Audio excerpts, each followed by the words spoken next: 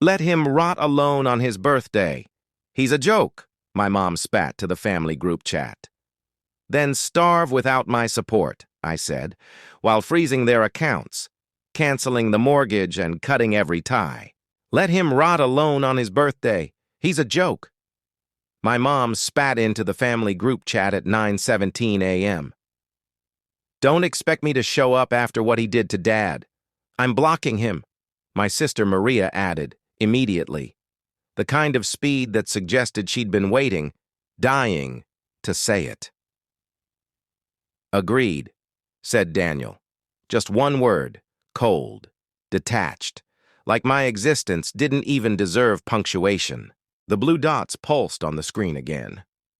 He thinks money makes him untouchable. Maria wrote, like he's above this family. Above?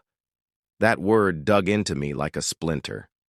As if the 6 years of sacrifices, covering rent, hospital bills, bailing them out of overdrafts, paying Dad's mortgage when he disappeared for 4 months, meant I thought I was better. I stared at the screen, thumb trembling, and I snapped. Then starve without my support. I replied, in 5 minutes flat, I did what they feared I always could. Froze the joint accounts, called the bank, and canceled the mortgage payment. Logged into the shared health plan and Waddy removed them as dependents. Blocked them all except one. My name is Evan. I'm 27 years old, and today was supposed to be my birthday. Instead, I sat on the edge of a bed I bought for my mom last winter, her back was giving out, and read messages that made me feel like I had died. And they were all just waiting to dance on the grave. My hands shook, but not with anger, with something colder. Clarity.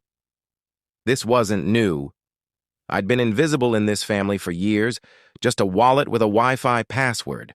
My emotions didn't matter. My needs, inconvenient. My voice, dismissed, until now.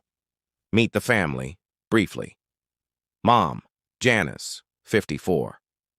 Weaponized guilt like a professional. Gave me the silent treatment for missing Christmas when I was hospitalized. Maria, 31. Always the favorite. Quit her job 3 times in 2 years. Guess who covered her rent? Daniel, 24. Manipulative in a quiet way. Used my credit card to co-sign a car loan without asking. Never paid me back. That's the cast. Family by blood. Parasites by choice. The fight started earlier this week, actually. I found out that Mom refinanced the house. In my name. Forged my digital signature. She needed a lower rate, apparently. When I confronted her, she waved it off like it was no big deal. You've always had the better credit score. She shrugged. What's the point of family if not to help? Help? She signed my name to a $60,000 debt without even texting. And when I told Maria, hoping for some support, she rolled her eyes. Why do you always make things about you? That was 2 nights ago. This morning, they buried me in group chat like I was already gone. I opened the chat again. They were still talking, not realizing I'd left. Maria. He's a control freak. He needs therapy. Daniel. I bet he still reads this. Pathetic. They thought they could gut me in real time, that I'd still come crawling back. I didn't cry. I didn't scream. I just opened my laptop, logged into the accounts they love to leech from, and pulled the plugs one by one. Utilities, subscriptions, health plans, savings. By noon, they had nothing left that came from me. 3 years ago, Daniel crashed his car drunk. He called me. Not Dad, not Mom. I showed up, paid for the tow, lied to the cops, said I was driving, took the heat. He kept his license. I got a year of probation, lost my job, and no one in the family ever acknowledged it. They let me take the fall, then acted like it never happened. Like I was supposed to. That's when I stopped being their son or brother. I became the most sponge. Soak up the damage, squeeze out the money, and never ask why. A year ago, I started recording everything. Calls, voicemails, bank statements, emails. I had audio of Mom admitting she faked my signature, a video of Daniel bragging about how he used my credit, screenshots of Maria mocking my anxiety, to a friend who forwarded it to me in guilt. I compiled it all. Then I made a Google Drive. Then I sent one message, only to Maria. Before you delete this, check the folder. You might want to call Mom before it hits Dad's inbox.